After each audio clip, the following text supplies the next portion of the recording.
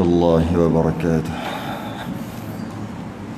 إن الحمد لله نحمده ونستعينه ونستهديه ونستغفره ونعوذ بالله من شرور أنفسنا ومن سيئات أعمالنا. من يهد الله فلا مضل له ومن يضلل فلا هادي له. أشهد أن لا إله إلا الله وحده لا شريك له وأشهد أن محمدا عبده ورسوله. اللهم صل وسلم وبارك على سيدنا محمد الفاتح لما أغلق والخاتم لما سبق ناصر الحق بالحق والهدي إلى صراطك المستقيم. صلى الله عليه وعلى آله وأصحابه حق قدره ومقداره العظيم. اللهم نور بالكتاب بصري وأطلق به لساني واشرح به صدري واستعمل به جسدي بحولك وقوتك فإنه لا حول ولا قوة إلا بك. سبحانك لا علم لنا إلا ما علمتنا إنك أنت العليم الحكيم. ولا حول ولا قوة إلا بالله العلي العظيم. أما بعد. Pertama sekali mari kita rafa'kan kesyukuran, rasa terima kasih kita kepada Allah Ta'ala. Alhamdulillah. Alhamdulillah Allah masih lagi memberikan kita nikmat hidup, dan kita guna nikmat hidup itu untuk menuntut ilmu, yang mana insya-Allah pada malam ni kita akan buka, maka ada rakaman lagi. Tu ada live ke apa ni? Dekat mana tu? Surau masjid Pelin macam mana? Al-Amin. Masjid Al-Amin. Oh, jadi kalau nak cari kat mana? Kalau kata nak search. Oh, macam mana? Oh, Live Al-Amin. Okey. Oh, menarik juga tu, tempat baru. InsyaAllah kitab ni nama kitab Muniyatul Musalli, yang mana kalau kita tengok sembahyang pun takkan selama ni sembahyang salah kan. Kalau kita fikir takkanlah selama ni sembahyang salah, sebab nak kena belajar sembahyang ni banyak tempat, mana-mana tempat saya pergi saya akan cakap benda yang sama, satu perkara, iaitu kita nak belajar apa sahaja berkaitan dengan hukum syarak. Setiap orang, ulama meletakkan yang paling cantik sekali adalah dia belajar 5 kali. Dia belajar wuduk 5 kali, belajar sembahyang 5 kali, belajar apa sahaja 5 kali. Semua 5. Kenapa banyak sangat ni? Kerana belajar, proses pembelajaran ni sentiasa berterusan. Contoh dalam bab wuduk. Dalam bab wuduk, umur 7 tahun pun kena wuduk juga untuk sembahyang. Budak-budak punya sembahyang lah. Jadi wuduk budak-budak tu sesuai lah dengan dia, umurnya dan fikirannya sesuai lah. Mungkin kata basuh muka, basuh tangan, kepala, kaki dah. Kadang-kadang entah rata ke tidak, tak tahu. Sesuai lah dengan 7 tahun. Kalau paksa lebih-lebih, nanti dia malas pula. Jadi memang sesuai. Pada umur belasan, iaitu umur 15, waktu tu biasanya baru balik. Dia kena belajar sekali lagi. Dia tak boleh dah macam yang umur yang 7 tahun, tak boleh dah. Kena belajar sekali lagi, wuduknya lebih sempurna. Kemudian pada umur 20-an ataupun 30 kita kata, kena belajar sekali-kali, kali yang ketiga. Kerana waktu tu dah kahwin. Biasanya dah kahwin. 30 tu dah kahwin. Jadi kena belajar sekali lagi. Maka lebih lagi lah pemahamannya tentang ibadah yang kita buat. 3. Pada umur 40, lebih-lebih sikit, kena belajar sekali lagi. Kerana apa? Kerana walaupun orang putih kata life begin at 40, tapi pada hukum syarak 40 tu tanda dah mati. Kerana kalau tak berubah 40 tu memang tak lah. Jadi kena belajar sekali lagi 40. Maka maksudnya yang belajar taklah sama macam belajar umur 7 tahun. Meningkat lagi, mungkin pemahaman, mungkin ada dalil-dalil, mungkin ada kawaid, atau mungkin ada perkara yang lebih lagi kita nak buat. Pada umur 50-an, orang kata hampir-hampir umur wafatnya Nabi SAW 63. Dalam 50 hingga 60 antara tu kena belajar sekali lagi. Apa dia? Pecutan terakhir. Kalau nak kira tak lama dah tu. Sebab apa? Umur Nabi sendiri 63. Jadi waktu tu kena lain lah pula. Maksudnya lebih sikit, biar terlebih banyak sikit. Sebab apa? Tak lama dah ni. Jadi 5 kali kena belajar. Jadi tak pelik pun belajar sembahyang sekali lagi. Dalam sembahyang ni mungkin ada wuduk, mungkin ada istinja, belajar sekali lagi tak pelik pun. Dan satu, itu yang pertama. Yang kedua, kadang-kadang kita dah belajar pun kitab Muniyatul Musalli ni. Ataupun kitab Musalli ni memang terkenal kitab ni. Dan mungkin juga kita pernah belajar kitab-kitab yang lain yang isi kandungannya lebih kurang sama je. Dah pernah belajar. Tapi setiap syarahan, setiap penerangan, orang menerangkan dia akan berbeza. Bukan berbeza hukum sama, kekal sampai kiamat. Cara tu berbeza, syarah tu berbeza, ataupun dipanggil hasyiah itu berbeza. Oleh kerana berbeza dengan yang lain, maka sekali belajar mungkin kita dapat, kali kedua dapat yang lain pula, sebab dengan orang yang lain, dengan ustaz yang lain. Jadi oleh kerana itu, belajar 2 kali, 3 kali, 4 kali kitab yang sama, perkara yang sama sekalipun, kita akan dapat benda yang berbeza. Saya masuk pondok, saya habis 11 tahun, masuk tahun ke-12 tak boleh tahan dah, rasa nak pecah kepala dah, keluarlah, maksudnya dah habis dah pun. Kawan ada lagi, masih lagi belajar. Selang kita dah kahwin, selepas tu lepas keluar lebih kurang 10 tahun keluar, dah start mengajar sikit-sikit dah. Jadi nak jumpalah, nak tengoklah tempat lama, manalah tahu pondok tu apa nama ni ada lagi ke tidak. Pergi tengok, jumpa 2 orang sahabat yang belajar sekali dulu, maknanya dah 21, 22 tahun. Kata, belajar apa kat sini? Belajar kitab Musalli juga, belajar kitab Fadilatul Faraid juga, Bab Tauhid Sifat 20 juga, Penawar Bagi Hati juga. Uish, apa belajar sampai 20 tahun? Mana kita hari tu pun kita dah ulang 2-3 kali masa 10 tahun tu.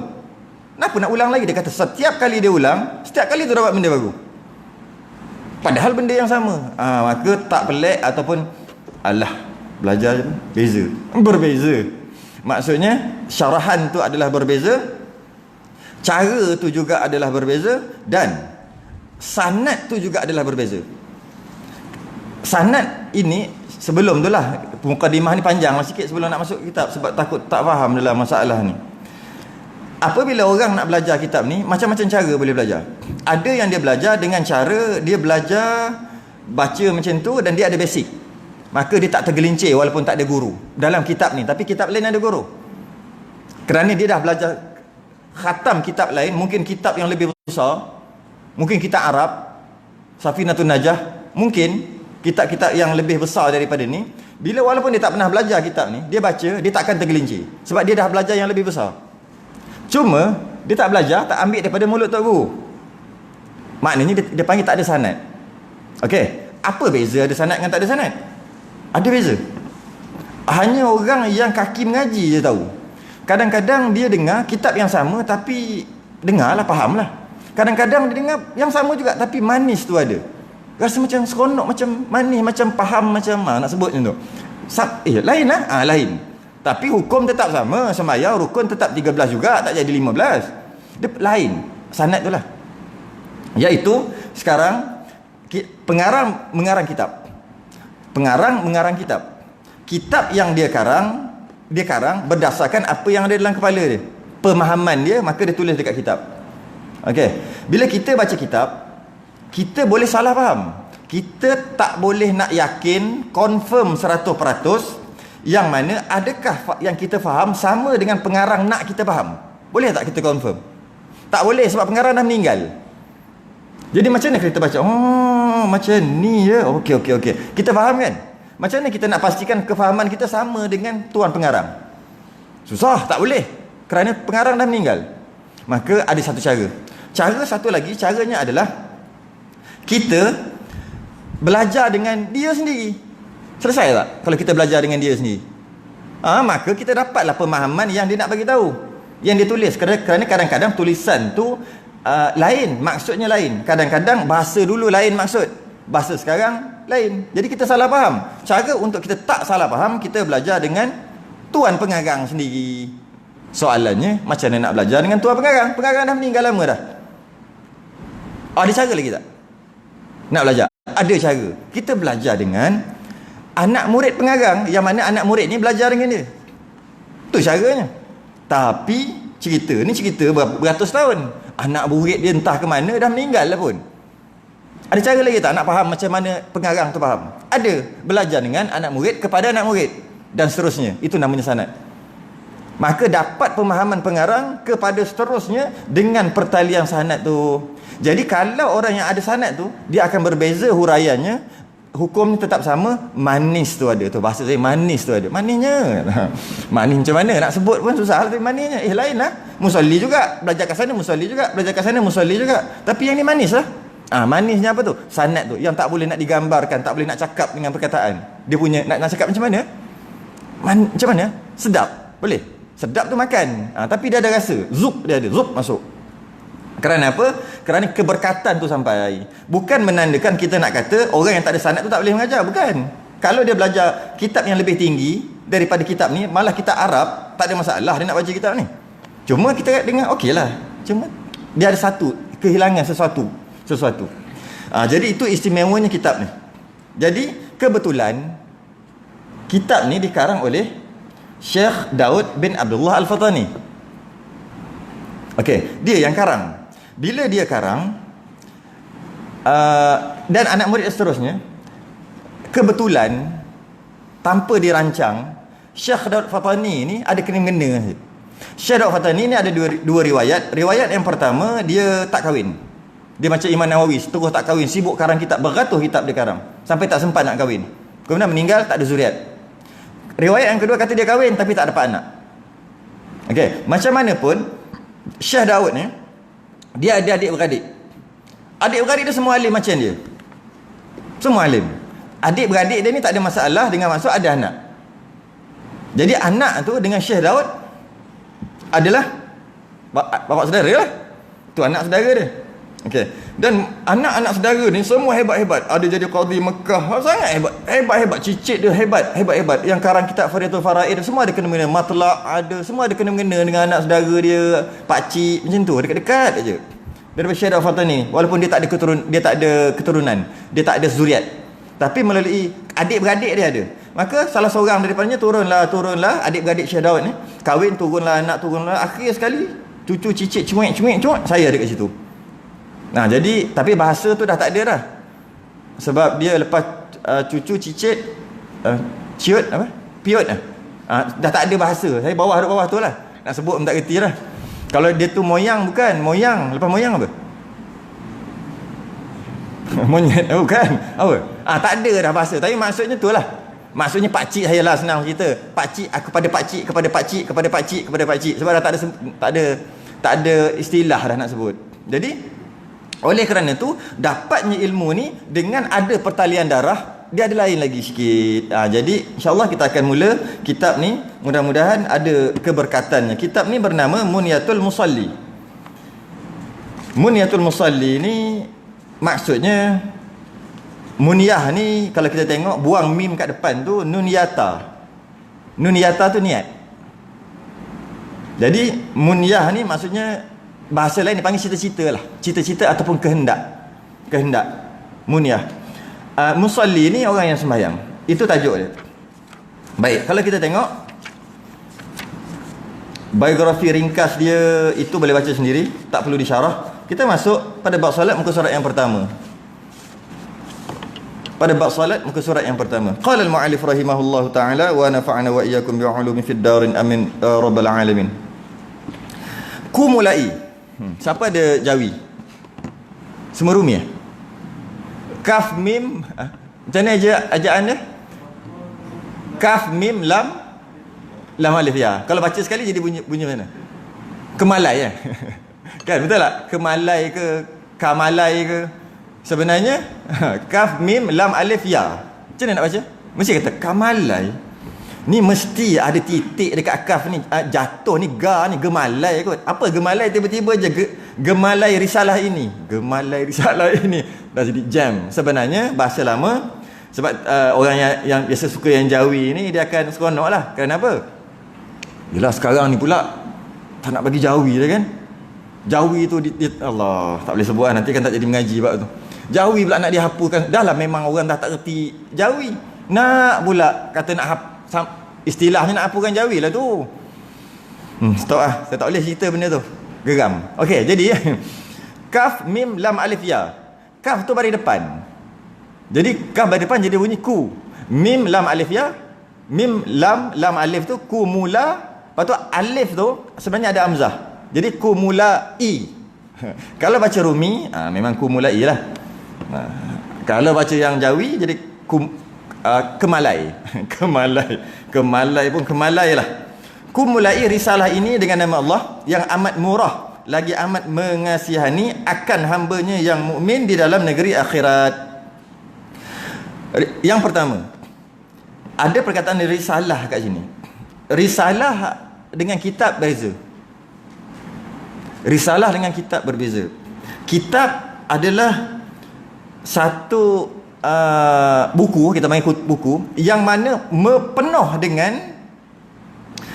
dengan fasal-fasal beberapa perkara yang secara agak detail dia terangkan. Biasanya tebal.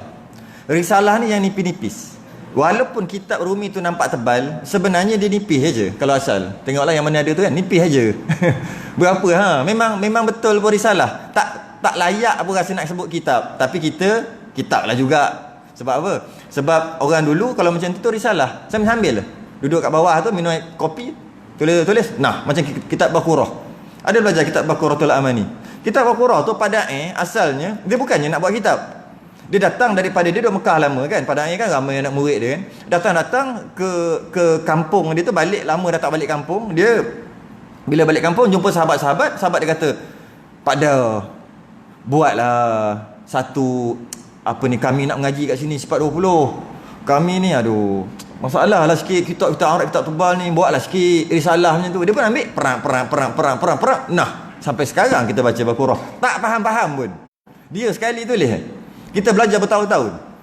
Tu hebat orang dulu. Jadi risalah adalah macam kitab tapi semua ringkas. Kalau disebut macam mana orang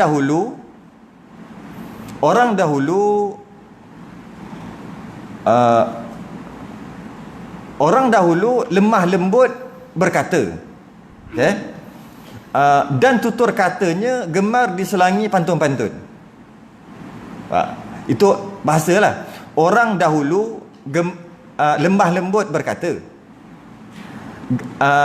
dan gemar diselangi dengan pantun-pantun. Cuba kita dengar. Orang terdahulu. Orang dahulu tu berapa tahun yang dulu? 10 tahun, 100 tahun. Nampak? Dia perlu penjelasan kan? Itu risalah. Dia tak cakap orang dahulu tu makna 100 tahun, 200 tahun, sekian. Kalau itu dah tak nama risalah lah, nama kitab. Orang dahulu lemah lembut berkata. Lemah lembut tu macam nyah ya awal LGBT tu ke apa? Apa lemah lembut tu? Maksud lemah lembut tu ada syarah dia. Jadi kitab kalian tu. Kalau dalam risalah tak sebut dah. Lemah lembut je. Kau faham sendiri risalah sebab dia pendek, ringkas. Dan gemar diselangi dengan pantun-pantun. Pantun tu apa? Tak sebut. Pantun tu apa benda pun tak tahu. Jadi kalau orang lama lepas tu dia baca pantun ni apa benda dia takkan faham. Kerana sangat ringkas. Tapi kalau dalam kitab, istilahnya dia akan sebutlah pantun seperti contohnya demikian.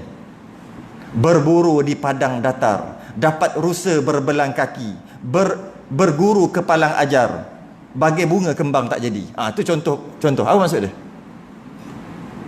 Maksud dia itu Osman Awam dia buat. Saya nak beritahu beberapa perkara lah, kita masuklah semua sejarah-sejarah pun kita masuklah sekali. Contoh pantun, berburu di padang datar. Dia pergi buru tapi padang aja. Maknanya ada binatang tak? Tak ada binatang lagi. Nak berburu dekat dalam hutan, dia padang datar. Mana tak ada binatang, macam sia-sia je. Dapat juga binatang tapi dapat rusa. Berbelang kaki. Setakat ni kalau Google tak ada pun rusa berbelang kaki. Semua rusa mana ada berbelang kaki. Jadi apa maksud tu? Nampak? Kita tak tahu maksud. Itu baru kalam perkataan sastrawan negara. Bukan ulama. Ulama lebih lagi. Malah Nabi SAW lebih lagi. Jawami'ul kalim. Cakap satu makna beratus. Malah lebih lagi. Kalamullah, Quran. Boleh baca tu faham? Baca. Aku Alhamdulillah dapat ilmu lepas baca Quran. Tengok terjemahan. Tak boleh. Takkan faham. Kalau kita ambil faham sesat. Kenapa? Bukan masalah Quran tu sesat, mana boleh kata macam tu mukjizat. Kita yang tak cukup ilmu nak ambil. Hadis kita baca, alhamdulillah dapat ilmu baru daripada hadis sahih ni. Tak boleh ambil. Kenapa tak boleh ambil? Nabi bersifat jawami'ul kalim, cakap satu makna 10. Macam mana kita faham makna Nabi tu apa? yang Nabi nak sebut. Makna dia macam-macam. Sila-sila kita salah. Jadi kita kena ambil yang ulama' punya lah. Ini perkataan baru sastrawan negara yang baru berapa tahun. Jadi dapat berburu di padang datar, dah pelik dah. Orang berburu bukan padang datar. Dapat rusa berbelang kaki, rusa tak ada belang kaki. Berguru ke palang ajar. Maksudnya guru belajar sungguh-sungguh tu. Bagai bunga kembang tak jadi. Maksudnya tak dapat guna ilmu tu. Jadi masalahnya dapat rusa berbelang kaki tu apa benda? Nak faham tu kena tanya. Kena tanya Usman Awang, kena tanya sastrawan negara tu. Apa maksud rusa berbelang kaki? Dia kata belalang. Lah, aku ingatkan rusa. Nampak tak? Kalau kita faham sekali, dia panggil secara literal, kita faham apa? Rusa tu berbelang. Sedangkan maksud dia apa? Maksud dia belalang. Kita dah salah faham. Itu baru kalam manusia. Belum lagi kalam ulama, belum lagi kalam Allah, belum lagi kalam Nabi SAW. Nampak? Kita salah faham dah. Sedangkan maksud dia adalah belalang. Rusa berbelang kaki ni maksud dekat padang yang datar, yang dapat belalang. Kau pergi berburu dekat padang tu, siapa suruh? Orang masuk hutan. Nak dapat besar-besar sang kancil ke, kijang ke, pergi berburu dekat padang datar. Yang ada belalang ajalah. Tapi sebagai tanda macam seolah-olah menyindir, dia beritahu dapatlah juga rusa, tapi belang kaki. Kita faham rusa betul. Nampak? Kita dah salah. Itu kalau salah tak masuk neraka. Sebab dia bukan agama. Faham salah lah. Tapi kalau masalah agama, something wrong. Kita akan salah faham. Kita akan salah faham. Lebih-lebih lagi dalam bab akidah. Lagi teruk. Kalau kita salah faham. Maka kita meletakkan Allah tu di tempat yang tidak selayaknya. Oh, lagi teruk.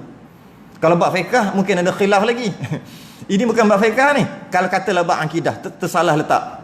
Yang kita panggil musyabbihah ke, yang menjisimkan, mujassimah ke dan sebagainya, dengan ayat-ayat Quran yang kita baca dengan sekali lalu macam tu. Lagi bahaya bab akidah tu. Bab fiqh mungkin boleh kona lagi lah. Tak apa, mazhab Hanafi okey lagi. Nasib baik kalau ada. Kalau ada. Jadi kita sambung sikit lagi. Jadi oleh kerana tu dia disebut juga kumulai risalah ini dengan nama Allah yang amat murah. Kenapa dia tak cakap pemurah? Bahasa dulu cakap murah, senang faham. Murah ni kalau tok-tok guru dia syarah boros. Jadi Allah ni ada sifat dia boros. Boros ni macam mana? Rugi lah. Tu boros. Bagi. Betul tak boros? Bagi. Orang kafir pun bagi. Sepatutnya orang kafir biar mati semua. Tak nak beriman, biar mati. Orang Islam je bagi, orang yang baik, orang jahat biar mati. Itu bukan boros. Ini boros. Cakap siapa nak? Oh, orang kafir, kita kasih dia 3 juta. Rezeki. Malaikat datang. Malaikat yang pemberi rezeki. Buat bisnes dia maju dan sebagainya. Patutnya kafir tu bagi miskin lah. Tak, boros. Buat aja. Allah yang maha pemurah, murah sungguh, sampai bagi je banyak mana pun. Dah ada 18 juta, bagi lagi 18 juta. Dah ada 18 juta lagi, bagi lagi. Boros tak? Itu sifat Allah. Maha ghani, iaitu maha kaya, dan kayanya tidak ada penghujung. Kalau bahasa petani dia panggil tidak ada sud. Sini tak ada sud, faham tak? Tak ada sud. Kalau tu habis sud. Kalau habis sud maknanya adalah hujung. Ni tak ada sud, maknanya tak habis. Kekayaan Allah tidak ada sud. Tak ada sud. Kalau kata ada sud, maknanya adalah sampai kat situ. Tak ada sud. Tak habis, lagi banyak lagi sampai tak habis. Maknanya apa? Kaya tak? Baru rasa kaya sungguh Allah. Baru rasa ya Allah kayanya. Yang kita sebut Allah maha kaya tu, kaya yang tidak ada sud. Allah yang alim, iaitu berpengetahuan, ilmunya sangat luasnya juga tidak ada sud. Kita ada sud, ilmu kita belakang pintu tu kita tak tahu ada apa dah. Ilmu kita terbatas sampai cermin tu je. Setengahnya ilmu kita tak tahu cermin tu buat daripada apa, daripada pasir ke? Dia buat apa cermin tu? Cermin ke plastik? Tu bawa kat depan. Ilmu kita dah terbatas. Ilmu Allah tak ada sud. Terus. Lagi bila? Lagi dia sampai tak ada sud. Tak ada sud. Kita ada sud. Baik.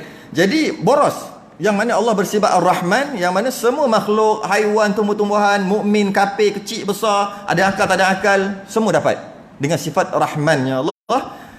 Maka Allah memberi dengan cara yang boros. Kemudian mengasihani Ar-Rahim. Ar-Rahim tu mengasihani, iaitu Allah akan berbuat baik kepada hamba-Nya di akhirat nanti. Tu akhirat. Ar-Rahim di akhirat, Ar-Rahman di dunia, tak kira siapa-siapa. Jahat ke baik, kafir tak kafir, usaha tak usaha. Kadang-kadang orang usaha, Allah bagi sikit. Berpeluh-peluh badan, sehari 40. Daripada pagi sampai ke petang, pukul 7 habis tu, RM40. Kadang-kadang kerja dia duduk ni, cintu, angkat ketiak. Sebulan, sehari 500, sehari 1000. Ada tak? Manager? Kalau nak kira, sepatutnya yang kerja berpeluh-peluh tu lah yang dapat banyak. Tak kira. Ar-Rahman, bagi. Tak kira siapa. Baik. Alhamdulillahi Rabbil Alamin. Alladhi ja'ala as-salata tariqatal muttaqin. Segala puji bagi Allah, Tuhan sekalian alam, Tuhan yang menjadikan sembahyang, yakni sembahyang 5 waktu ini, jalan segala orang muttaqin. Orang muttaqin ni orang yang takut pada Allah lah. Maksudnya mengerjakan suruhan, meninggalkan larangannya. Jadi Tuhan sekalian alam. Tuhan sekalian alam. Berapa banyak alam yang ada, dia panggil ma siwa Allah, selain daripada Allah. Semua Allah takbir. Selain daripada Allah, dia panggil ma siwa Allah. Semua Allah takbir. Jadi mentadbir sekalian alam tu macam mana? Apa dengan maksud apa sahaja yang selain daripada Allah bergantung pada Allah. Semua fakir. Apa ni? Ya ayuhan nasu antumul fuqara'u ila Allah. Semua kamu, bukan ya ayyuhallazina amanu kan? Ya ayuhan nas, wahai manusia. Kamu ni semua fakir. Fakir, semua memerlukan Allah. Dia panggil sifat istighna dan iftiqar. Itu kena belajar bab tauhid. Kita bab fiqh, tak boleh masuk sangat. Sikit-sikit aja. Jadi Tuhan itulah, Allah yang itulah yang memfardukan solat 5 waktu sehari semalam. Dan diistilahkan solat fardu ni sebagai modal. Solat sunat sebagai untung. Sesiapa yang solat fardu 5 waktu, maka dia bawa balik modal. Ada tak orang menega nak modal? Tak ada. Dia nak untung. Jadi orang yang solat 5 waktu, betul dia tak rugi, tapi dia juga tidak untung. Dia juga tidak untung. Nak untung tu yang sunat. Yang fardu tak ada istilah boleh nak riak, tak ada. Yang boleh nak riak, nak takabur adalah yang sunat. Pergi mana ni? Buat apa ni? Sembahyang Zuhur. Dengan bangga dia sembahyang. Tak boleh. Kenapa pula tak boleh? Benda tu fardu. Yang boleh bangganya, asal penat nampak ni, puasa sunat. Tu boleh bangga. Fardu tak boleh bangga. Mana boleh bangga benda fardu? Boleh bangga. Kenapa? Buat apa ni? Sembahyang maghrib. Tukar bangga. Apa pula? Semua orang kena sembahyang maghrib. Yang boleh bangga bila dia lebih pada orang. Nak lebih, sunat lah. Yang fardu tak boleh. Kerana tu fardu, solat fardu, tak ada masalah. Semayang depan orang, tak kisah semayang dekat mana-mana, tepi jalan sekalipun. Nampak macam belagak je semayang, carilah tempat. Mungkin dia tak ada masalah apa-apa, dia semayang tepi jalan. Semayang fardu, tak boleh nak belagak.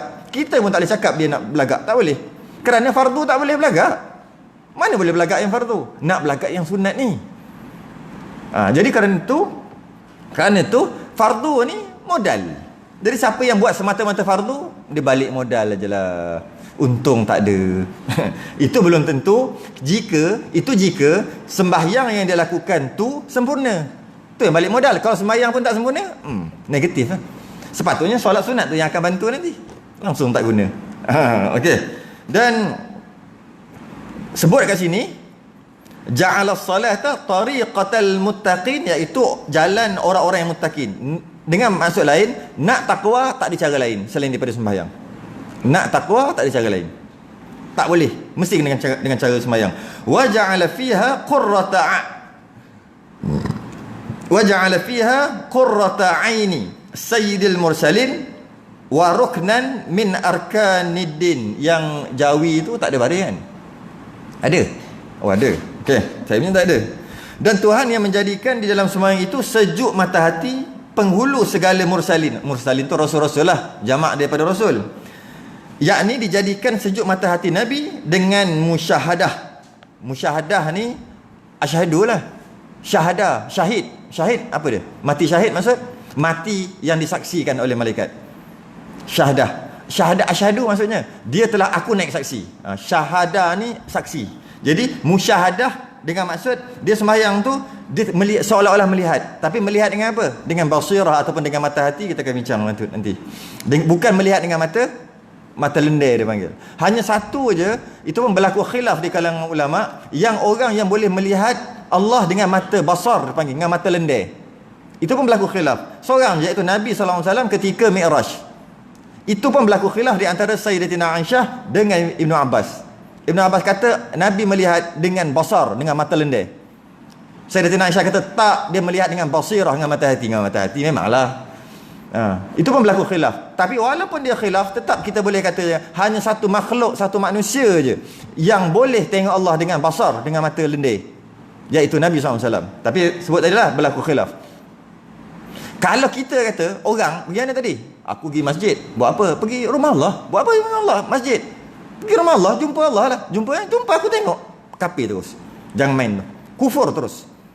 Sebab hanya satu je seorang yang boleh tengok Allah dengan mata ni. Ya Allah angkat hijab.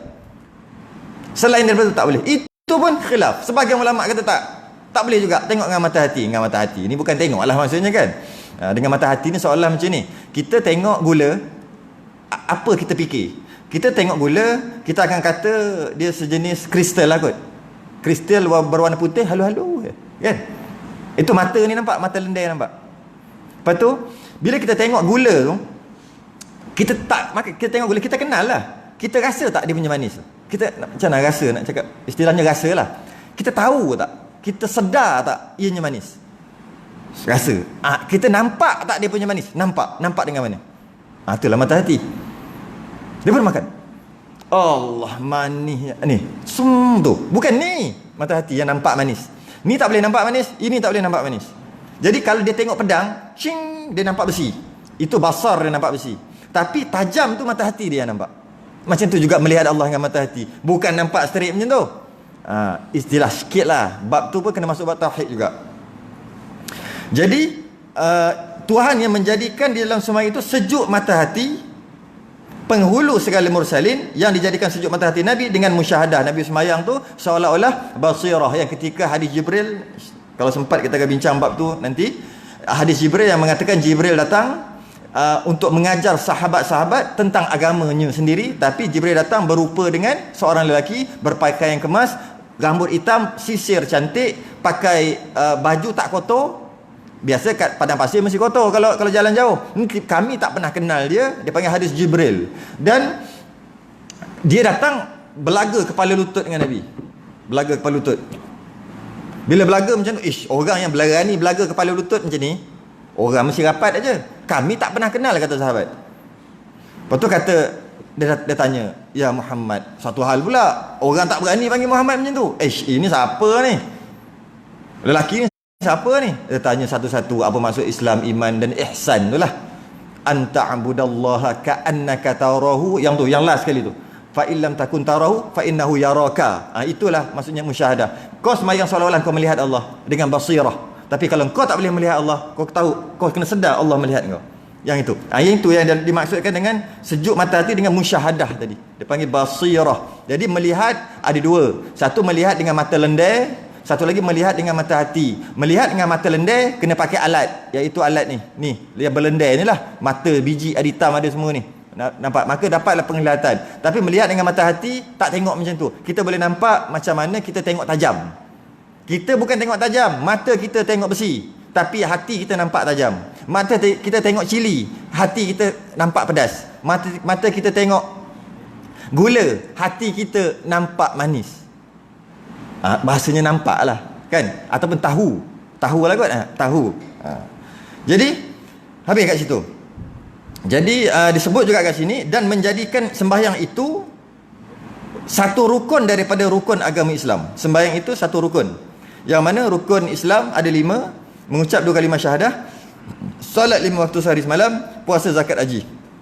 Salah satu adalah sembahyang. Wa ja'ala fiha jannatal ajilati lil muhibbin wa ma'dina asraril asyiqin, dan menjadikan padanya sembahyang dapat lazat manis khidmat sembahyang yang menempati syurga yang disegerakan di dalam dunia. Kita kata Syurga dunia kahwin. Tak. Bukan. Syurga dunia bukan kahwin. Syurga dunia adalah sembahyang. Kita kata kan syurga dunia kahwin lah. Apakah syurga di dalam dunia? Kahwin lah, perempuan. Tak. Syurga dunia adalah sembahyang. Yang mana dia merasakan yang masuk syurga ketika sembahyang. Yang mana syurga tu dicepatkan. Tu sebut syurga yang disegerakan. Sembahyang je Allahu Akbar terus masuk syurga. Kita Allahu Akbar terus masuk supermarket. Nak beli ni, nak esok nak beli ni balik rumah. Tu kita. Tapi orang-orang yang asyikin atau muhibbin, orang asyikin ni bahasa Melayu lah, asyik. Asyik ni dia sentiasa berasyik dengan Allah, nak berbisik-bisik dengan Allah. Sentiasa. Orang macam ni sembahyang dia macam masuk syurga. Sebab tu lepas sembahyang. Habis je sembahyang maghrib, bila nak isyak ni? Lambatnya isyak. Kalau isyak teruskan sedap ni. Belum lagi. Kita macam mana? Maghrib, lega, selesai satu bala. Beban. Lepas tu sekejap dah azan. Ya Allah, rasa baru sembahyang maghrib. Isyak pula. Malas nak. Nampak? Tu kita. Tapi orang muhibbin, habis assalamualaikum warahmatullahi, assalamualaikum warahmatullahi, astagfirullahalazim. Bila ni nak sembahyang isyak pula ni? Tak masuk lagi ni. Baru pagi. Bila nak isyak pula ni? Lah habis isyak. Allah, lamanya nak subuh. Nak kena tidur dulu. Allah, semak betul lah. Kalau boleh subuh terus tu. Tapi nak sembahyang tak boleh, tak sah. Nak kena tunggu tapi tu. Tu orang asyik. Kita tak ada macam tu. Kita cerita je macam tu. Lepas kita sembahyang, kita akan rasa satu beban dah tak ada atas kepala. Tu kita anggap sembahyang tu beban. Macam mana nak khusyuk? Contoh orang yang nak keluar rumah. Bukti kita bukan asyik sembahyang kita. Kita nak keluar. Masa tu pukul 1 tengah hari. Zuhur pukul 1.15. Kita akan kata apa? Tunggulah sikit lagi, sembahyang dulu, nanti senang keluar, nanti senang. Maknanya apa? Maknanya sembahyang tu beban bagi kita. Nampak macam baik sekali lapis. Untuk orang awam dia dah baik lah. Orang yang memikir masa depan, iaitu apa yang akan berlaku nanti dah fikir. Nanti senang nak sembahyang bagi dia. Sekali lapis baik. Nak keluar pun sembahyang dulu. Baik. Tapi 2 kali lapis orang asyik tak baik. 2 lapis tak baik. Kenapa tak baik? Sebab dia awal-awal lagi menunjukkan bahawasanya sembahyang tu beban bagi dia. Kalau keluar pukul 1, bila masuk waktu, singgahlah masjid sembahyang. Nak kena pecat stokin. Nampak? Dah mula. Nak kena pecat stokin, nak kena berhenti, tak tahu nak berhenti dekat mana, susah. Baru kalau orang perempuan baru pakai bedak, mula nak kena bawa kain telekung. Nampak? Satu. Baru lepas satu semua kita anggap apa? Susah hanya nak sembahyang. Lepas tu nak khusyuk. Memang tak. Allahu Akbar, teringat tengah lepas ni nak bawa minyak kat Petronas ke Shell lah. Petronas ni laju sikit dia turun tu. Tapi Petronas ni Melayu, Shell ni luar. Aduh, fikir tengah sembahyang ni cerita. Caltech lah ke depan tu. Caltech, California, Texas. Lagi luar, jahanam punya mereka. Nak bubuh Petronas, cepat habis minyak biasa. Aduh, tengah sembahyang. Betul, Allahu Akbar. Nak khusyuk. Nak khusyuk. Memang tak ada lah. Itu bukti kita. Itulah buktinya. Kita ni, sembahyang kita ni, tak tahu nak cakap lah. Cuma dari segi fiqahnya sah lah. Bukan tak sah. Tapi nak dapat khusyuk tu rasanya jauh lagi. Harapkan fiqah dah lah. Nak harap khusyuk tu macam sahabat yang kena panah, nak buang aduh. Kejap, aku takbir sembahyang dulu. Lepas takbir, bagi salam. Macam mana Ali? Tak bagi salam. Asal korang ramai kat sini tadi? Asal korang kat sini? Korang datang nak cabut panah aku Baru padahal dah lama dah cabut. Faham tak? Aduh, sakit. Kejap. Kalau aku sembahyang ni, kau cabut. Lepas Allahu Akbar, sahabat cabut. Lepas sahabat dah cabut, dia sembahyang macam biasa. Habis sembahyang terlupa. Kejap, korang buat apa kat sini? Kita berhenti kat mana tadi? Korang nak cabut. Tak sedar. Tu sahabat kita. Mimpi ajalah. Macam mana pun usaha kena ada. Setiap kali sebelum sembahyang, aku nak khusyuk, aku nak khusyuk, aku nak khusyuk. Usaha kena ada. Buku apa dah? Wassalatu wassalamu ala sayyidina Muhammadin rasuli rabbil alamina wa syafi'il mudhnibina. Dan rahmat Allah dan salamnya atas penghulu kita Nabi Muhammad sallallahu alaihi wasallam, pesuruh Tuhan sekalian alam, dan memberi syafaat ia akan segala orang yang berdosa pada hari kiamat. Kat sini disebut sini dan rahmat Allah atas penghulu kita. Ini yang kita panggil Allah berselawat ke atas Nabi. Innallaha wa malaikatahu yusalluna 'alan nabi. Sesungguhnya Allah dan para malaikat berselawat ke atas Nabi. Ya ayuh, sini ada sembahyang Jumaat? Ada. Khatib cakap yang tu, Bilal cakap yang tu tak? Sebelah. Tu apa benda tu? Ya ayyuhallazina amanu, wahai orang beriman ni, ramai ni. Ke dah tidur ke? Sallu alaihi. Allah dan malaikat dia selawat. Semua perkara Allah suruh buat, Allah tak buat. Allah kata sembahyang, Allah tak sembahyang. Allah kata zakat, Allah tak zakat. Semua perkara yang Allah suruh, Allah tak buat. Satu je, Allah suruh dan Allah sendiri buat selawat. Dia suruh dan dia buat. Wahai ya ayyuhalladzina innallaha wa malaikatahu yusalluna 'alan nabi. Sesungguhnya Allah dan malaikat selawat. Allah selawat. Ya ayyuhalladzina amanu, wahai orang-orang beriman. Kalau kau rasa kau beriman, apa dia? Ya ayyuhalladzina amanu sallu alaihi, selawatlah ke atasnya, ke atas Nabi, wasallim taslima. Maksudnya macam mana Allah selawat? Itu dimaksudkan dengan rahmat Allah. Jadi Allah berselawat dengan memberi rahmatnya kepada Nabi. Malaikat selawat dengan beristighfar, meminta keampunan Nabi. Orang kita ni selain daripada malaikat berselawat makhluk lain kepada Nabi, iaitu memohon agar ditambahkan kemuliaan Nabi, dan termasuk salam sekali lah, wasallim sekali, salam sekali. Jadi tujuan kita berselawat nak minta Allah, ya Allah kau lebih muliakan lagi Nabi kami, muliakan lagi. Sedangkan Nabi SAW Sayyidul Mursalin, dia dah mulia. Malah Allah tak cipta langit dan bumi kalau bukan sebab Nabi kita.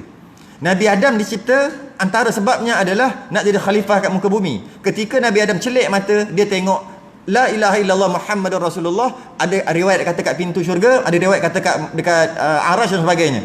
Yang pentingnya bila ditiupkan roh kepada Nabi Adam, dia tengok, Allah, Muhammad, ini siapa ni? Orang ni hebat ni. Sebab la ilaha illallah Muhammadur Rasulullah. Ya Allah, aku nak jadi umat tu yang kau letak nama tu. Kemudian malaikat kata, engkau tak boleh jadi umat dia, kerana engkau akan melahirkan dia, yang mana dia adalah dalam sulbi engkau sekarang ni. Sulbi wa taraib ni kat belakang. Maksudnya apa? Kau akan turun ke bumi nanti. Inni ja'ilun fil ardi khalifah. Allah kata dia nak buat khalifah dekat muka bumi. Nanti engkau akan melahirkan dia. Maksud melahirkan tu berketurunan lah. Terus. Kau tak boleh jadi. Maka berbanggalah engkau wahai Adam, kerana sebab engkau nanti akan lahir keturunan yang akan lahir manusia yang paling mulia. Jadi kalau dia dah paling mulia, kenapa kita nak minta Allah naikkan darajat, nak tambah kemuliaan Nabi lagi? Sebenarnya dengan kita selawat, sebenarnya kembali balik kepada kita. Kita selawat tu bukan untuk Nabi, untuk kita juga sebenarnya. Sebab Nabi dah memang mulia. Maka tujuan kita selawat akhir sekali kembali balik kepada kita. Dan disebut sini salam. Wassalatu wassalam. Salam ni memohon kesejahteraan dan ketenangan daripada Allah. Wassalatu wassalam ala sayyidina Muhammad. Okey, iaitu untuk Nabi SAW, yang mana ada sedikit perbahasan ulama. Jadi saya mungkin tak pernah dengar bab ni. InsyaAllah kita akan dengar. Mungkin kita ada luas sikit pemikiran kita. Yang pertama, disebut seorang Nabi. Nabi ni yang kita faham, Nabi adalah seorang utusan Allah, yang mana dia tidak menyampaikan kan. Dia untuk diri dia. Rasul menyampaikan, utusan Allah. Itu bukan pendapat muktamad. Pendapat yang muktamad adalah Nabi seorang lelaki yang menyampaikan. Allah utusan Allah yang menyampaikan juga Nabi ini. Kerana apa boleh cakap macam tu? Kita yang bukan Nabi, kita ada tak kewajipan tabligh, menyampaikan? Ada. Takkanlah kita ni yang bukan Nabi pun kena tabligh, menyampaikan dengan orang kafir, kena sampaikan agama. Sahabat-sahabat pergi sampai luar negara, luar daripada Madinah, luar daripada Mekah untuk sampaikan, tiba-tiba Nabi tak payah sampai. Sedangkan Nabi tu tinggi, lebih tinggi daripada sahabat, lebih tinggi daripada kita. Kenapa kita kerja lebih pula pada Nabi? Antaranya lah. Oleh kerana itu, sebahagian ulama mengatakan Nabi juga menyampaikan, cuma dia menyampaikan syariat Rasul yang terdahulu, yang kita tahu 25. Jadi di antara satu-satu tu macam-macam Nabi ada, ramai lagi Nabi ada. Ada riwayat 125,000 Rasul, ada 313 Nabi 100, dan ataupun banyak mana sekali pun lah. Kita beriman dengan semua yang ada, tak kisahlah banyak mana pun. Jadi maksudnya ramai itu semua tidak menyebarkan, tidak tabligh. Pendapat yang muktamadnya adalah Nabi juga menyampaikan, cuma dia menyampaikan syariat yang terdahulu. Rasul dia menyampaikan juga, dia menyampaikan syariat baru. Antaranya kalau kata Nabi Musa gitu, kena najis dekat badan, dekat baju, dekat pakaian, tak boleh basuh dengan air, wajib potong untuk sembahyang. Kita boleh tak? Berbeza tak syariat? Zaman Nabi Musa, kalau basuh baju yang kena najis, dia pergi sembahyang cara dia lah. Sembahyang macam mana tak tahulah, syariat Nabi Musa gitu. Sembahyang waktu tu tak sah walaupun dia dah basuh najis. Syariat waktu tu, syariat Nabi kita, syariat kita sah, berbeza. Kenapa berbeza? Itu Rasul yang lain, ni Rasul yang lain. Jadi perbezaan antara Nabi dan Rasul adalah Nabi menyampaikan syariat Rasul yang sebelum, Rasul dia bawa datang syariat baru. Antara syariat lama adalah adik-beradik boleh kahwin, kan? Syariat mana tu? Syariat Nabi Adam. Mana taknya turun 2 orang, dapat anak, mana ada orang lain? Kenalah kahwin adik-beradik. Syariat waktu tu boleh kahwin adik-beradik, tapi ada syarat lagi. Syariat waktu tu nak kahwin adik-beradik, tak boleh adik-beradik satu perut. Adik-beradik satu perut. Anak-anak Nabi Adam ada 41. Setiap kali kelahiran satu perut, satu kandungan, 2 orang kembar, seorang lelaki seorang perempuan, sehingga yang ke-41 lelaki, yang ke-41 tu seorang Nabi. Dia seorang je. Jadi keluar satu kandungan 2 orang, laki perempuan. Waktu syariat waktu tu haram kahwin satu perut. Itulah maksudnya, satu kandungan haram. Tapi kalau kahwin dengan kandungan lain boleh, sebab waktu tu orang tu je ada, nak kahwin dengan siapa lagi? Maka bolehlah, maka berlakulah tak puas hati Qabil dengan Habil, jadi pembunuhan yang pertama. Tak puas hati macam mana? Dia punya adik satu perut dia, Qabil ni satu perut dia, cun nama Iqlimah, lawa. Tapi tak boleh kahwin sama-sama satu perut. Syariat waktu tu, dia nak dijodohkan dengan adik-beradik ataupun satu perut dengan Habil. Habil dijodohkan dengan Iqlimah sebab perut lain-lain. Saya bahasa macam tu lah, perut lah maksudnya, memang perut sama, faham lah kot. Saya guna istilah-istilah macam tu lah. Jadi bila macam tu tak puas hati. Bila dia tak puas hati, kemudian Allah suruh persembah korban. Iz qarraba korbanan, Allah suruh persembah korban. Qabil kerja dia petani, maka dia ambil buah-buahan apa yang lebih kurang je, letak dekat atas bukit. Habil penternak, dia cari kibas yang paling baik, terbaik, letak dekat atas bukit. Waktu tu dia terima korban dia dengan datang cahaya daripada langit, sambar, hilang. Habil punya tetap ada juga sayur-sayur yang lebih kurang, kejap-kejap yang ada kuning-kuning, layu-layu tu. Dia tak peduli sangat korban dia. Sedangkan Habil cari yang paling baik kibas, maka terimalah. Macam tu juga kita nak korban. Nak korban tak lama lagi, cari yang terbaik. Bukan jangan jadi macam Qabil tu.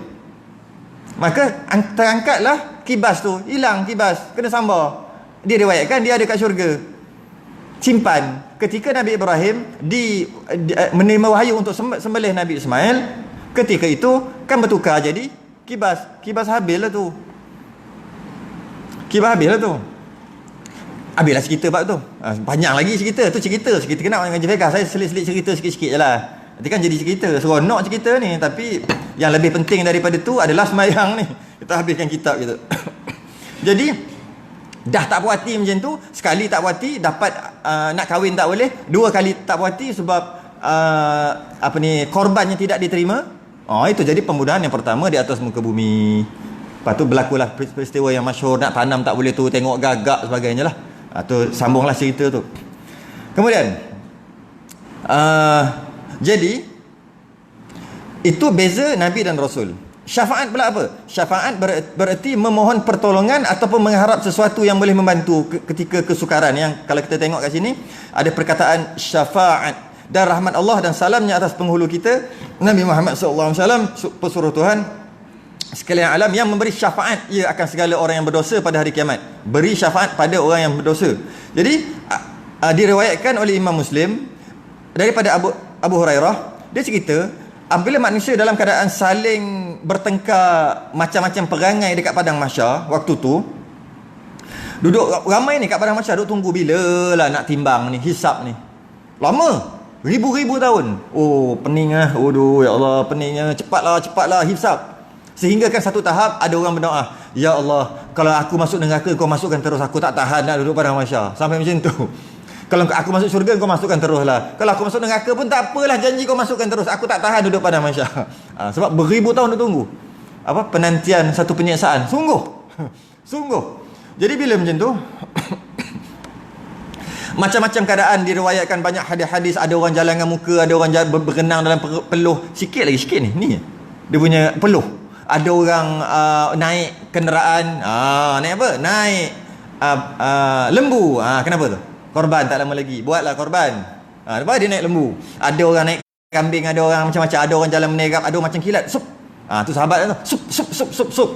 Macam-macam ada perangai macam tu. Jadi semak kepala lah. Ramai berjuta bilion orang daripada sejak Nabi Adam sampai akhir zaman. Oleh kerana ramai, macam mana nak buat ni, maka saya kena laju-laju lah ni. Kalau tidak, banyak benda yang kena sambung bulan depan. Betul sikit lah. Nanti kan slow sangat dia punya tu, momentum tu. Saya kena lajukan sikit cakap lah. Jadi bila macam tu akhirnya macam inilah kita cari Abul Bashar. Abul Bashar ni bapak segala bulu roma dia panggil. Siapa bapak segala bulu roma? Nabi Adam lah, Abul Bashar. Pergi jumpa bapak segala bapak. Wahai Nabi Adam, tolonglah kami. Minta doa ke Allah lah. Kalau masuk neraka lah. Kalau syurga pun syurga lah. Aku tak tahan ni. Nabi Adam kata, nafsi. Aku terasa bersalah. Kenapa rasa bersalah? Kerana daripada sulbi aku, daripada anak cucu aku, ramai yang sembah berhala. Daripada anak cucu aku, ramai yang kafir. Jadi aku rasa bersalah. Soalan, Nabi Adam salah tak? Tak salah. Habis kenapa Nabi Adam kata aku bersalah? Dia panggil istilahnya hasanatul abrar, sayyiatul muqarrabin. Bagi orang yang biasa, orang yang baik-baik, dia anggap benda tu bagus, benda tu baik. Bagi orang muqarrabin, nampak benda, rasa benda tu jahat, benda tu teruk. Dia panggil hasanatul abrar, sayyiatul muqarrabin. Macam mana contoh? Kita ada RM1, kita bagi RM10 hari Jumaat masa lalu tabung. Rasa berdosa tak? Sedangkan berdosa tak? Tak berdosa pun. Bagi baguslah, bagi RM10. Yang gaji RM1,500 lalu tabung hari Jumaat bagi RM10. Okey, terbaik. Tapi yang dalam bank ada RM1, kereta dia bawa harga RM1, tiba bagi RM10. Dia rasa bersalah tak? Rasa bersalah. Sebenarnya dia bersalah tak? Tak bersalah, baguslah bagi RM10, tapi dia rasa bersalah. Jadi macam tu orang yang sangat rapat dengan Allah. Walaupun bukan salah dia terasa bersalah. Macam tu juga Nabi Adam, tak ada salah. Walaupun ada banyak macam-macam ayat dalam Quran, Rabbana zalamna, kami telah menzalimi diri kami dan sebagainya. Bunyi seolah-olah Nabi Adam salah, sebenarnya Nabi Adam tak salah. Istilahnya hasanatul abrar, sayyiatul muqarrabin. Bagi orang yang rapat dengan Allah, dia rasa salah. Nabi SAW kalau tak istighfar 70 kali sehari, setengah riwayat 100 kali sehari, dia rasa berdosa. Sedangkan tak istighfar, berdosa ke tak? Tak. Tapi kenapa dia rasa berdosa? Sebab dia orang rapat dengan Allah. Macam kes tadi lah, ada RM1 bagi RM10. Gaji RM37,000 sebulan, bagi RM2, RM1. Rasa berdosa tak? Rasa berdosa. Tu rasa tu istilah tu. Kemudian pergi ke mana? Macam ni lah, engkau pergi cari diriwayatkan di antara Nabi Adam kata pergi cari Nabi Nuh.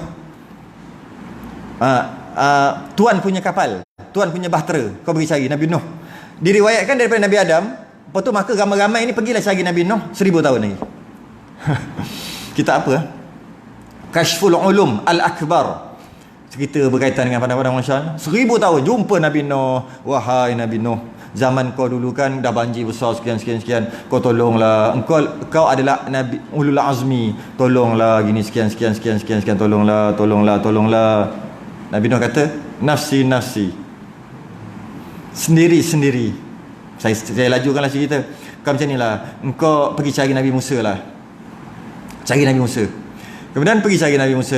1000 tahun lagi jumpa Nabi Musa, tolonglah, dulu kau dapat manna wassalwa, turun daripada langit makanan. Lepas tu kau punya tongkat tu power, kau pukul. Wa iz istasqa Musa liqaumihi faqul nadrib bi'asaqal hajar. Kau keluar macam-macam mukjizat ada. Tolonglah, doakan Allah suruh cepatkan neraka pun neraka lah, kalau syurga pun syurga, cepatkanlah hisap kami, hisap kami. Nabi Musa kata, tak, aku tak, nafsi, aku tak mampulah, aku malu, macam-macam lah asal-asalnya. Kemudian kau cuba cari Nabi Isa, sebab dia special sikit kan, dia diangkat ke langit dan sebagainya, dia special. Jadi kau cuba cari Nabi Isa. Jumpa Nabi Isa setelah 1000 tahun sama juga. Kemudian Nabi Isa kata, aku pun tak berani lah. Engkau cari orang lain lah. Kenapa? Kerana aku pun terasa bersalah juga, kerana orang anggap aku Tuhan, anak Tuhan. Jadi aku rasa bersalah. Sedangkan Nabi Isa salah tak? Hasanatul abrar sayyiatul muqarrabin. Dia rasa bersalah, sedangkan dia tak salah. Orang baik memang macam tu. Pergi-pergi, minta maaf. Masa bila aku jumpa kau buat salah dengan aku? Kan? Ampun tuanku. Masa bila jumpa tuanku? Maksud apa? Bagus tak? Maksudnya orang baik sungguh. Tak buat salah pun minta ampun. Orang baik sungguh. Macam ni lah kata. Katakan waktu lahirnya Nabi Isa, orang kata Siti Maryam ni berzina sebagainya. Lepas tu datang malaikat kata, sikit-sikit lah cerita ni. Malaikat kata, kau jangan cakap, kau diam selama 40 hari, kau diam je. Maka tak cakap lah, dia buat tunjuk. Apa-apa hal kalau orang tanya kau tunjuk. Maka dia puasa cakap, nama dia Siti Maryam ni, puasa cakap, tak boleh cakap. Anak siapa ni? Tunjuk budak. Sehingga kan satu tahap, akhir sekali Nabi Isa bercakap, ya, aku memang tak ada bapa. Aku sekian, gini. Aku adalah Nabi yang akan datang, nama aku Isa sekian. Itu yang kata, mana boleh budak kecil bercakap. Itu yang jadi diangkat sampai jadi Tuhan, anak Tuhan tu. Sebab tak ada bapa. Itu asal. Jadi oleh kerana itu orang dah macam tu, dan setiap aku nak dibunuh dan aku terpaksa diangkat oleh Allah, aku malulah. Macam inilah. Kau cari Nabi Muhammad sallallahu alaihi wasallam. Pergi cari Nabi Muhammad. 1000 tahun lagi jumpa Nabi Muhammad. Ya Rasulullah, kami dah lama kat padang mahsyar ni, tolonglah doa kepada Allah. Buatlah apa je. Ketika ini barulah Nabi SAW dia pakai syafaat dia. Kembalilah cerita syafaat ni. Dia ada pada syafaatul uzma. Dia syafaatnya ada banyak. Syafaat umum, syafaat khusus. Maka Nabi menggunakan syafaat yang khusus dia untuk mempercepatkan hisab akhir sekali. Bila mempercepatkan hisab, maka pertama sekali yang akan masuk syurga, golongan pertama Nabi lah dulu, tapi golongan yang pertama adalah sahabat-sahabat Nabi yang tanpa hisab, zup termasuk 70,000. Dan ada riwayat kata 70,000 tu setiap seorang tu boleh pilih 70,000. Akan masuk tanpa hisab, sup masuk terus macam tu je. Kemudian dihisabkan umat Nabi dulu, walaupun dia umat yang terakhir, dia dulu dihisab, yang lain nak tunggu ikut turn. Itu istimewa kita lah. Kita dihisab semua selesai, baru umat-umat yang lain. Nak ceritanya, itu maksud syafaat yang ada dalam matan tadi. Yang terakhir, dah tengok kena yang terakhir dah. Kenapa? Dah pukul apa dah? Wa ala alihi wa ashabihi wa itratihi tahirina salatan wa salaman daimaini ila yaumiddin. Ini adalah baris yang terakhir. Jadi tanda dekat wa ba'du. Setengah panggil amma ba'du. Kita akan lepas ni, bulan depan, tapi tak habis lagi ni. Ada lagi 10 minit nak tegang yang atas tadi. Lagi bulan depan kita akan cerita berkaitan amma ba'du. Apa benda amma ba'du tu? Ittaqullah, tiba-tiba amma ba'du. Apa benda amma ba'du? Daripada mana asal usul, uslub perkataan tu daripada mana asal usul dan apa maksud dia? Ba'du tu selepas kan? Ba'diyah. Dan selepas itu. Apa dan selepas itu? Kita akan bincang kemudian lah. Itu bulan depan. Itu namanya iklan. Sekarang ni kita settlekan satu lagi. Apa dia? Wa ala alihi wa ashabihi wa itratihi tahirina. Dan atas segala keluarganya dan segala sahabatnya dan segala ikutannya daripada anak buahnya yang suci mereka itu. akan rahmat dan salamnya yang berkekalan keduanya hingga hari kiamat. Wa ala alihi itu maksudnya alihi itu keluarganya, keluarga dia tu dia Nabi lah. Siapakah keluarga Nabi? Keluarga Nabi adalah Bani Hashim dan Bani Muttalib dalam masalah ni. Bani Hashim keturunan Nabi lah. Bani Muttalib juga adalah keturunan yang mana Bani Muttalib akhir sekali akan sampai kepada Imam Syafi'i. Itu maksud wa ala alihi adalah Bani Hashim dan Bani Muttalib.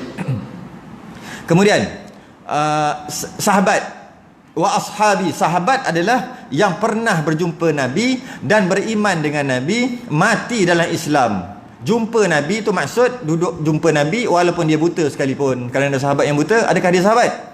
Ya, dia sahabat. Jin-jin yang jumpa Nabi juga adalah sahabat. Jadi kalau kita berjumpa jin yang mana dia pernah jumpa Nabi, katalah umur dia panjang, maka kita adalah tabi'in. Yalah. Sesiapa yang berjumpa dengan sahabat, tak jumpa dengan Nabi, dia tabi'in. Siapa yang jumpa dengan tabi'in, tak jumpa dengan siapa yang jumpa dengan tabi'in, tak jumpa dengan sahabat, tabi'in dan seterusnya. Jadi ada jin-jin yang panjang umur. Mungkin kita akan jumpa dengan dia. Aku pernah jumpa seorang sahabat. Mungkinlah kalau tak jumpa Nabi pun. Aku pernah jumpa dengan seorang sahabat. Maka kita jumpa dengan jin tu, katalah kan. Maka kita tapi cuma boleh percaya jin. Orang boleh nampak pun tak boleh percaya. Nampak baik, tapi rupa-rupanya jahanam. Itu depan mata orang. Ini yang kita tak nampak, lagi tak boleh percaya. Orang yang mengaku aku Islam, duduk merosakkan Islam. Mengaku Islam, manusia boleh tengok hari-hari merosakkan Islam, mengaku Islam. Ini yang tak nampak, aku jin Islam. Boleh percaya? Tak boleh percaya lah. Orang yang nampak boleh bohong.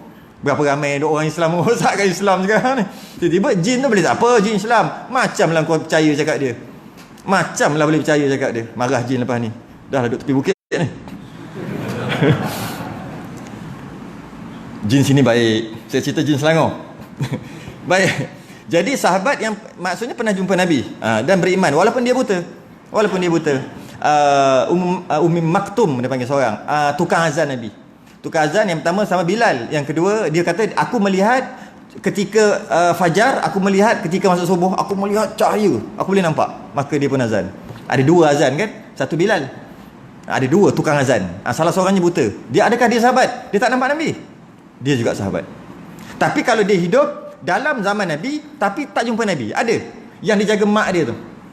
Dia teringin nak jumpa Nabi. Dia pergi, Nabi tak ada kat rumah. Balik, akhir sekali Nabi cerita, itu dia jaga mak dia, kemudian jadi jiran aku dekat syurga. Ui, hebatnya. Tapi dia pergi rumah Nabi tak jumpa. Dia bukan sahabat. Walaupun duduk zaman tu. Dia bukan. Antaralah laju-laju. Dan kalau kita tengok kat sini, okey, yang terakhir, ini juga agak penting, yang mana ramai orang terlepas pandang, iaitu dari segi selawat. Kalau kita tengok daripada atas tadi, yang pertama wassalatu wassalam. Wassalatu selawat lah, wassalam tu salam, selawat dan salam. Habis kita tengok kat bawah pula, wa ala alihi wa ashabihi, bukan, salatan wa salaman. Salatan tu selawat lah, wa salaman. Kita perasan tak, setiap ulama karang kitab, memang kita takkan perasan, sebenarnya ulama akan kepilkan, ulama akan samakan bila dia sebut selawat, solat lebih kurang sama lah tu. Selawat, solat dari segi huruf je lain sikit tu. Kalau orang belajar nahwu, saraf, dia tahulah kenapa jadi macam tu. Kadang-kadang selawat, kadang-kadang solat, makna yang sama. Jadi kadang-kadang kalau bila kita tengok ulama tulis, kalau dia sebut selawat mesti ada salam. Selawat mesti ada wassalam, mesti ada salam, mesti ada salam. Cuma kita je biasalah kot, okey lah kot macam tu, tak ada apalah, kita tak berapa nak ambil peduli dalam bab tu. Sedangkan ada maknanya sangat besar. Apa maknanya sangat besar? Sebahagian ulama mengatakan makruh selawat apabila menunggalkan selawat ataupun menunggalkan salam. Menunggalkan, tunggal tu satu, mensatukan selawat ataupun mensatukan salam. Boleh mensatukan macam ni. Hukumnya makruh sesiapa yang selawat tanpa salam. Okey, makruh ada banyak jenis. Ada makruh tasawuf dia panggil. Makruh tasawuf adalah Allah benci. Betul. Tu makruh tasawuf. Makruh tasawuf adalah Allah benci. Jadi kalau kita belajar kitab tasawuf, jangan kita masukkan kepada fiqh. Kadang-kadang ustaz ni kita campur. Apa semayang lambat-lambat ni? Sekarang ni pukul 7, subuh habis 7.10. Apa semayang lambat ni? Allah benci semayang lambat-lambat ni. Dosa. Nampak? Sedangkan semayang pukul 7 dosa tak? Syuruk mana? Syuruk 7 5 minit 7 5 minit habis subuh. Dia semayang subuh pukul 7. Dosa tak? Tak dosa. Waktu semayang muasak daripada start terbit fajar sehingga terbenam matahari. Waktu tu semua boleh semayang. Jangan terkeluar dah lah. 7 5 minit pukul 7 boleh sempat 2 rakaat. Jadi tak berdosa. Tak berdosa. Tak berdosa yang mana ni? Fiqh. Habis kata tak elok lah. Allah dah bagi kau makan tak pernah miss. Allah bagi kau makan tak pernah pun ke tepi. Masuk hidung, masuk mata tak pernah. Masih masuk mulut. Tiba-tiba time kau semayang kau buat lambat-lambat, sedarlah sikit. Itu tasawuf. Jadi kau ni tak mengenal budi. Hukumnya makruh. Malah kau berdosa melambat-lambatkan semayang. Biasa ada dengar orang cakap macam tu. Tak berdosa kalau fiqh. Kalau tasawuf tak elok, tak cantik. Jadi tak cantik tu jangan cakap berdosa. Tak berdosa. Tak berdosa lambat semayang. Yang berdosa semayang sampai terkeluar waktu. Tak sempat sampai terkeluar waktu. Itu baru berdosa. Kerana tu waktu semayang dia ada kitabam mauquta. Waktu ni masuk sampai habis. Mana-mana yang kau nak semayang semua boleh. Janji jangan keluar. Semayang awal dapat fadilat lebih. Semayang akhir sah. Tak berdosa. Keluar daripada waktu baru berdosa. Oleh kerana tu janganlah cakap berdosa kalau benda tu tak berdosa. Tapi kalau nak cakap tasawuf, kenalah cakap cara lain. Jangan cakap berdosa. Okey. Sama juga itu dari segi makruh ataupun berdosa dari segi tasawuf dan fiqh berbeza.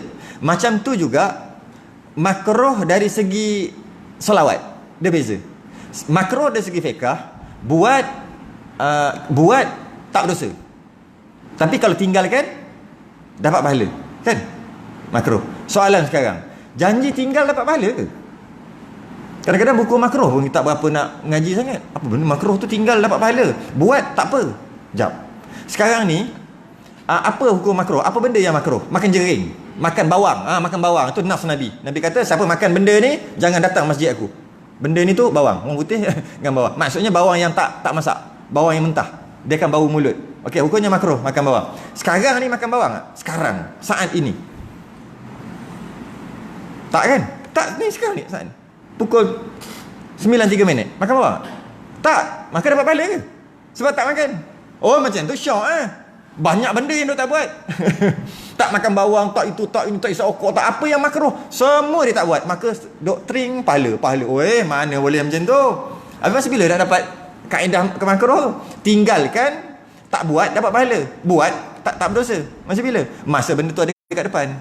Ui, sedap ni. Ini bawang ni. Letak kicap. Ui, makan ni power ni. Alamak, dia nak pergi masjid. Tak apa, tak makan lah sebab makruh. Masa tu baru dapat pahala. Kalau lah ada bawang, kat kita pun tengok je bawang. Bulat bawang ni. Tak dapat pahala. Tapi tak makan pun. Mana nak dapat pahala? Kenapa apa? Tak ada kena-mengena pun dengan kita. Arak duduk atas meja dosa tak? Nak dosa apa? Anjing lalu kat situ. Najis tak? Anjing tu mana? Dia kita kena kita baru cerita. Dia tu anjing haram budak-budak balik. Haram apa? Anjing tu makhluk Allah. Dia kata haram dia tengok anjing. Adalah budak-budak macam tu kan. Dia baling batu, dia kata haram, najis bila kau sentuh, kau tak sentuh dia elok-elok je duduk situ. Biarlah dia makhluk Allah ciptalah. Jadi hukum makruh tu lah. Dan hukum makruh dalam masalah selawat, oleh kerana selawat ni terlalu besar, terlalu fadilat terlalu besar, makruh dia pun dapat pahala. Ni makruh dari segi selawat. Makruh dari segi tasawuf lain. Maksudnya dibenci Allah. Allah benci kau semayang lambat-lambat. Tu. Allah benci makan dah kenyang pun tambah juga. Allah benci. Tu tasawuf. Dalam fiqh janji kau makan tu tak mati harus.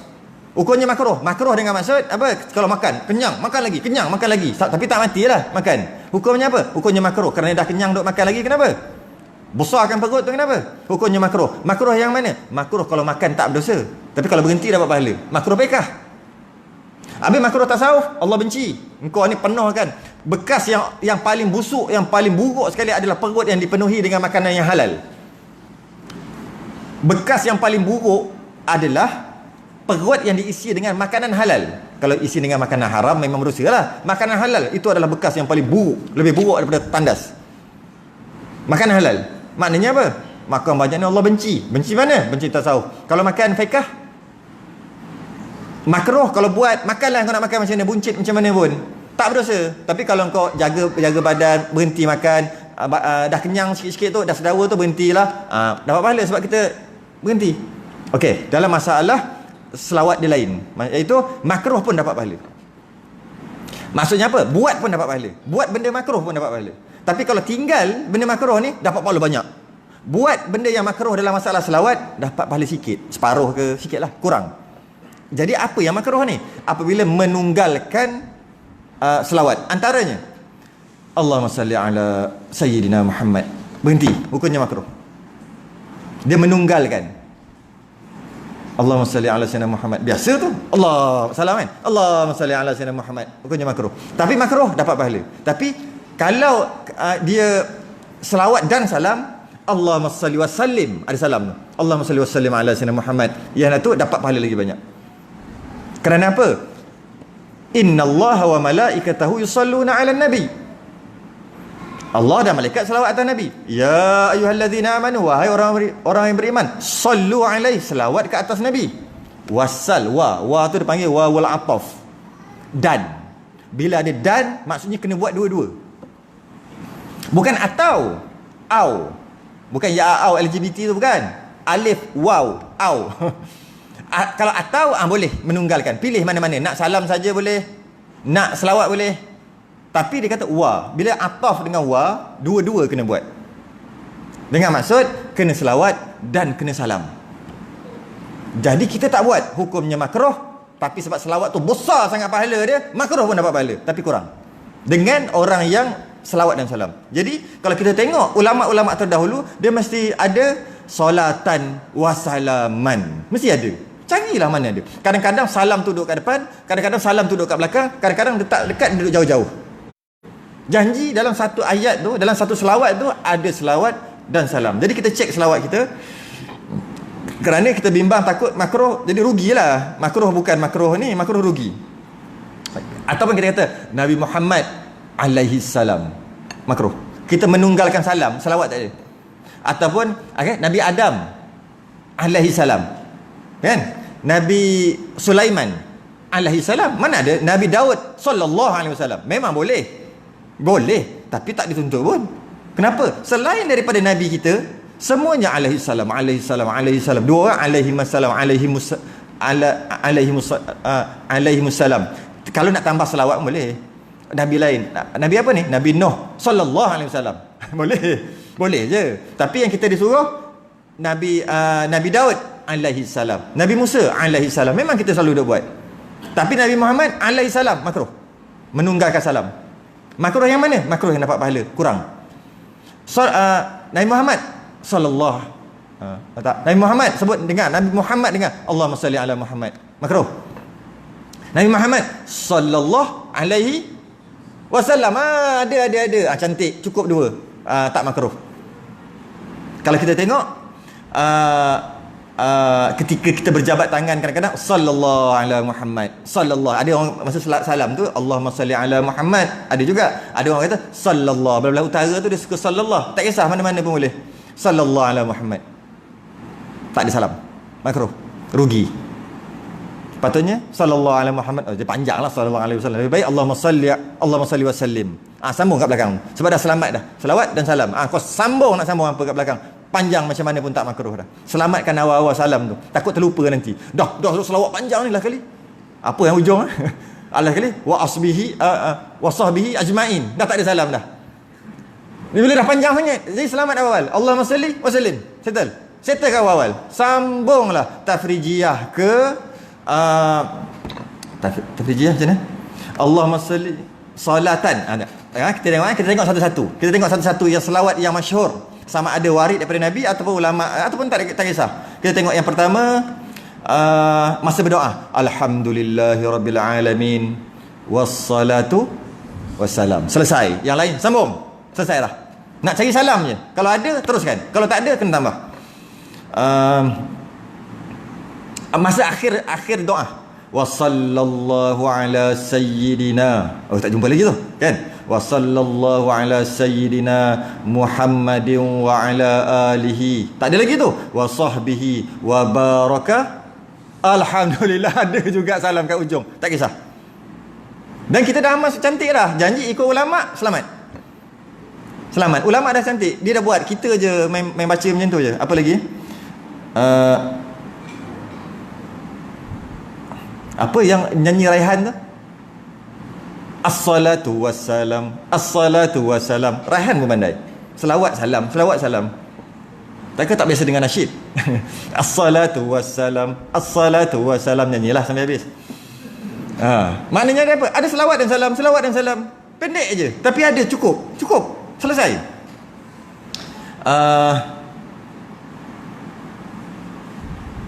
Salatullah, salam, salamullah. Selesai. Semua ulama dah buat. Khutbah, Allahumma salli wa sallim. Habis, sambung yang lain. Masa khutbah Jumaat. Masa berjanji, Allahumma salli wa sallim wa barik alaih. Salam ada, selawat dan salam. Semua ada. Tafrijiyah, Allahumma salli salatan kamilatan wa sallim salaman. Settle. Sambung belakang. Janda yang penting dah selesai selawat dan salam. Masa tarawih, Allahumma salli ala sayyidina Muhammad sallallahu wasallam alaihi. Selesai ada sallallahu salam. Cantik dah amal. Terus yang tak ada tambah. Allahumma salli Allah, macam masa Asmaul Husna tu apa? Yang last sekali. Allahumma salli afdala salatina ala asadi makhluqatika sayyidina Muhammad wa ala alihi wa sahbihi wa sallim adada ma'luma. Ada? Semua ada. Cari, ada. Kita je Allahumma salli ala Muhammad, Allahumma salli ala Muhammad. Padahal Allahumma salli wa sallim. Tu patutnya. Apa ni? Tip tu, tip tu. Yang sakit tu. Selawat sakit, selawat tip dia panggil. Allahumma salli ala sayyidina Muhammadin tibbil qulub. Kita tengok ini pula. Allahumma salli ala sayyidina Muhammadin tibbil qulubi wa dawaiha. Tak ada lagi tu. Wa afiyatil abdani wa shifaiha. Tak ada lagi tu. Wa nuril absari wa dhiyaiha. Wa ala alihi, ada dua riwayat. Wa ala alihi wa sahbihi ajma'in satu. Wa ala alihi wa sahbihi wasallim, bukan wasallam. Satu. Yang kita nak ambil yang mana? Dah tahu dah. Kita ambil yang wasallim, bukan yang ajma'in. Kalau ambil yang ajma'in, boleh. Kita kena tambah Allahumma salli wa sallim ala sayyidina Muhammadin tibbil qulubi wa dawaiha. Tambah kat situ. Tapi kalau tak nak, kalau kita ambil riwayat daripada satu lagi tu, Allahumma salli ala sayyidina Muhammadin tibbil qulubi wa dawaiha, last sekali tu apa dia? Wa sahbihi wa sallim. Jadi sebab tadi takut bertukar, cara untuk kita tahu wa sahbihi wa sallim wa sallam, kena tengok awal. Kena tahulah sikit bab nahwu kat sini. Allahumma salli, alif lam ha mim, Allahumma. Okey. Salli ejaan dia sad lam. Sad baris atas, lam ada sabdu, lam tu baris bawah. Okey. Jadi Allahumma salli, sambung dah. Apa-apa, la sekali wasallim, kerana lam tu baris bawah.